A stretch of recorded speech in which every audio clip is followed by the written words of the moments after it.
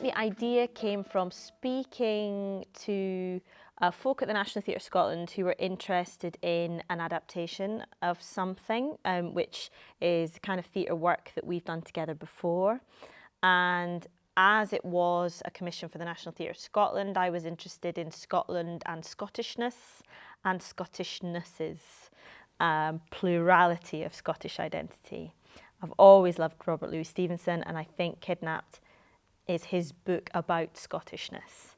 And I wasn't aware of any theatrical adaptations of it. And then starting to read it, I found it really very charming indeed.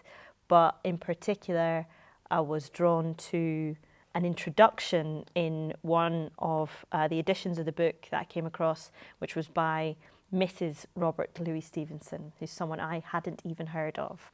And this set me off on a course of research. So intrigued was I by who this woman might be. I couldn't have even told you if Robert Louis Stevenson had a wife. And he turned out not only that he did have one, but that she was one of the most extraordinary people you could ever come across. So that was where the sort of kernel of the idea came from. And I guess the story that takes place in Kidnapped is set, you know, in the immediate aftermath of a very divided moment in Scotland. And I suppose the last 10 years, maybe post-referendum, we have been dealing with this sense of a country where one half of the country feels differently to the other half of the country about something. So it's not to overplay the similarities, but I think the sort of political backgrounds of Alan and Davy do still speak to something present in Scotland, albeit, you know, the details are different, but I think the core of it is quite similar to what it was, you know, 270 years ago. I think big conversation about sexual and gender identities has ended up being part of that conversation about Scottish identity. Yeah. Whilst being a story about Scottish national identity, also a story that features centrally a really beautiful gay love story. And so that felt like Kidnapped was right for now as well. Yes. I find development is crucial for making theatre. For me, I definitely couldn't sit alone in a room on my own for months, write a papery document and go, that's the show. It just wouldn't. It's not something I'd be able to do. So we had a 2-day development initially. We did. Which looked like sitting in a room with 6 actors, a few musical instruments. Yes. And just yourself and myself. Yeah. With maybe 3 or 4 songs and 3 or 4 scenes. Yeah. And that was just really gentle exploratory work over the course of 2 days to see if any of those dogs would hunt, basically. Yeah. And if any of the ideas caught fire, if the actors could relate to what we were talking about, and what jumped off the page, what didn't work at all. And then we had a subsequent development, which was similar but bigger. Yeah, more actors, more material, I guess, as well. Yes, so this would be half a year later. Yeah. And everybody works differently, but I think something that you want to ultimately feel comprehensive, that every department can have its stake in, and that really works, can only really be born out of a process that can work in that more gradual, literally developmental way, rather than, you know, day 1 of rehearsals, we've got 6 weeks to make this thing. Absolutely. Go. I mean, if it's helpful to have that idea of timescale, and of course we weren't working on it full time at all across that time. We were all working on other projects, but our first conversation, I think our first concentrated conversation about it was September of 2020. And then our first development with actors was June of 2021, and our second development was May of 2022, and it finally got on stage at the beginning of April 2023. So that was the kind of the timeline of it. The development periods were, and ought to be, full of so many surprises. I'd find it really difficult to enumerate how many surprises there were, small and big, but I think the objectivity, crucially, that those development periods offer, that's the gold dust. Yeah.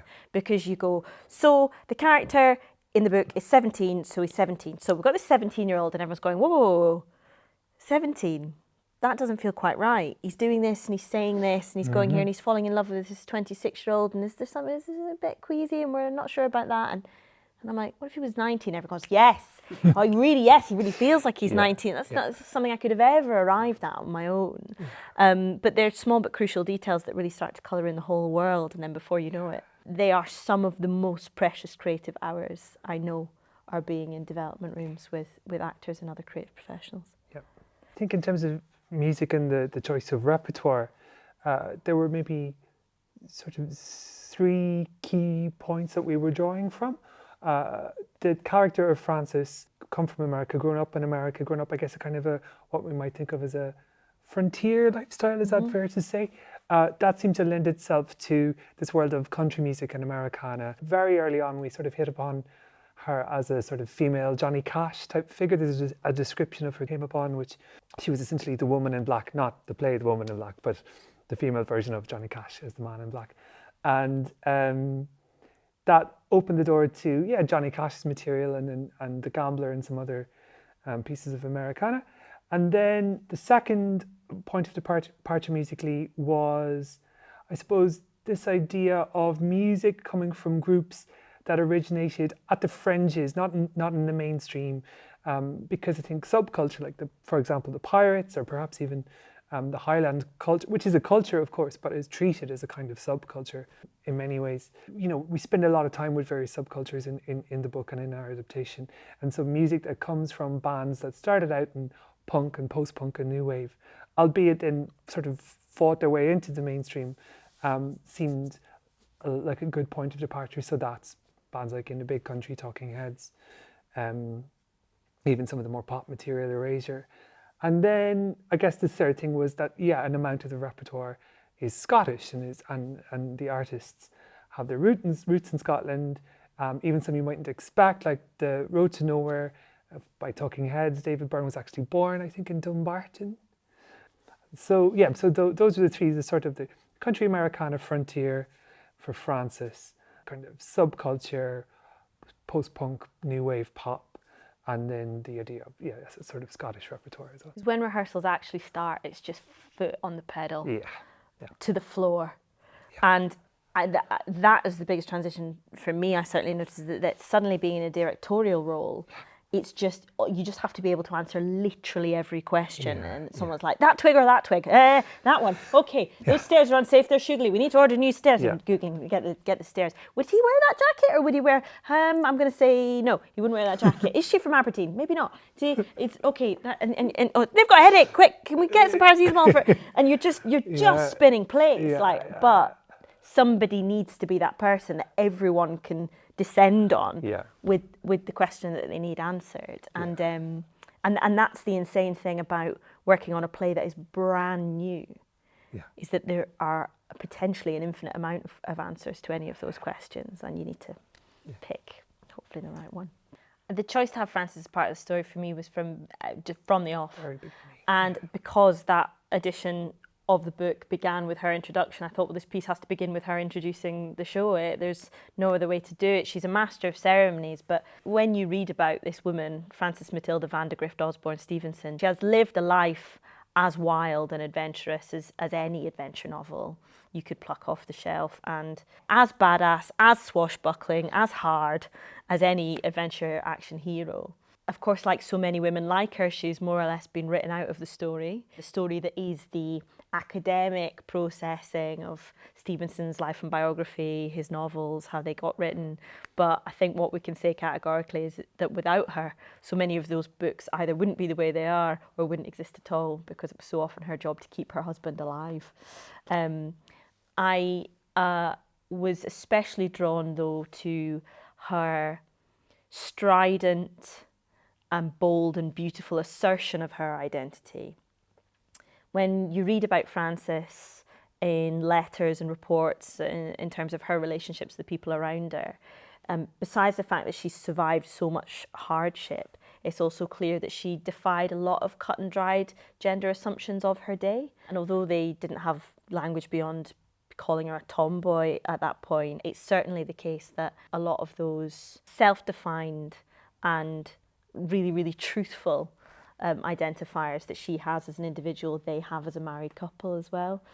Between that and Davy's relationship with Alan, it suddenly became clear that there were all these parallels between the marriage of the Stevensons and Davy and Alan's romance. And so then the two stories started to seem inextricable, like one really, really wouldn't make sense without the other. And so it felt like a really natural choice. Yeah, I've been asked the question a couple of times about whether making Alan and Davy's relationship as romantic is a radical or a departure in some way. I really don't believe it is, in the sense that I wouldn't put anything in a play adaptation of any book that I didn't think was there in the book in some form to begin with. I think what is the case, though, is that this book was published in the Victorian age and has been processed and taken to bits and analysed by various predominantly straight white male academics, and in the interim they've told us what that book's about and what happens in it and what it means and we've learnt about that in school, and then we've made our films and so on and our other adaptations on the basis of all that thinking. Whereas actually, if you return to the source material, what you see is two men who see each other for the first time and immediately offer to lay down their lives for one another. And then very quickly this is put to the test and they have to defend each other with their lives, at which point they kiss and declare their love for each other and then agree never to leave each other's side until the end of the book. All I can say is if it were a man and a woman, there'd be no question that this was a romantic story. So I felt that it was our obligation to make this explicit in our adaptation of Kidnapped. And I'm delighted that we live in an age when we can. I think all of our work is a total two-way street. Yeah, absolutely. Although we are respectively responsible for our own departments, there is nothing exclusive about our departments. No. And so there's no part of my work that MJ can't stick his oar in and vice versa. And vice versa, and I think that is only to our benefit, because we don't waste any time going, no. I wouldn't want to tread any toes, So we have a shorthand. We do. And a directness that I actually think economises our collaborations. Absolutely. It's ultimately MJ's in charge of selecting music, but there are always musical pieces which are my suggestions, and there are often some which emerge out of conversation together, and often where those pieces go and how they move around and their suitability, the edit, the style, the tone, it's part of the process. It's true, and there are songs that maybe one or other of us suggested for a particular moment in the play, that this is perfect for that moment, and it ends up getting shuffled around. Big Country was an example. I think I first suggested Big Country, but I'm sure I suggested it for a different moment. And then Isobel was like, but what if? It's like, yes. It is always a two-way street.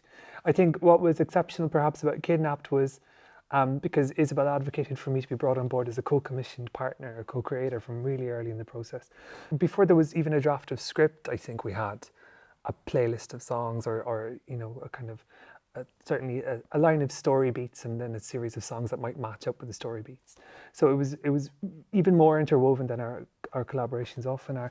And I suppose the other aspect of that then was in figuring out the makeup of the company, the performing company, in terms of musical ability and instrumental ability. It informed the structure of the written piece, again, from I think quite an early stage by comparison with a lot of, I would even say, kind of, plays with songs, a lot of other plays with songs. Because I have worked on a number of those, and quite often the composer or the musical director, musical supervisor get brought in once at least one, if not several drafts of the play have been written, and indeed sometimes gets brought in very sharp before the start of rehearsals, and so all of a sudden you're making a lot of decisions very quickly, and there's merit in that approach as well, of course, but it's lovely in this instance to have had the luxury of time to give it real thought and kind of grow it over a period of months, really. You can't actually get what you want if you can't work that way. And if you invite your builder over and say, I'm so glad you're here, I got all the building materials months ago, even though I don't know how to build a house. And what I need is a Swiss chalet. So here's the stuff. And they're like, well, it's a bungalow at best. I'm going to be able to give you out of this. Then that's what you're going to end up with, some kind of hybrid. It's true. But if you you get that stuff together, Yeah. then yeah, you can build what you like. The key points of interest for me in that novel were about self-belief, self-love, self-understanding, and how those things work for that central character. Kidnapped is written from Davy Balfour's point of view, and so there's quite a beautiful window into his soul as he goes through this journey. And when he feels affronted, when he feels like he's on the back foot, he's a perfect anti-hero, and that he's not a fast runner, he's not strong, he's not brave, he can't fight, he's so lacking in life experience, and I think that's why we buy him and believe in him and back him. And that's a really brilliant move on Stevenson's part, I think, compared to what could be the young swashbuckling lad who can just do it all. Davy's the person, not who we wish we could be, but who we actually truly all are. And so that was something that I really wanted to lean into, was the kind of gentle absurdity and big-heartedness of that character choice on Stevenson's part. But also Stevenson's own identity as outlined through his wife, and how she talks about her identity and the nature of their marriage. And so I think relationships and identity were really crucial themes that we wanted to tease out, and indeed sort of introduce anew into this story, because in our version of Kidnapped, Francis is the narrator. Certainly Scotland, Scottishness and Scottish identity are all key themes that we're able to explore in ways that Stevenson can't, because of the restrictions of novel writing, including linguistically and musically, which is a real boon. And all I ever knew, only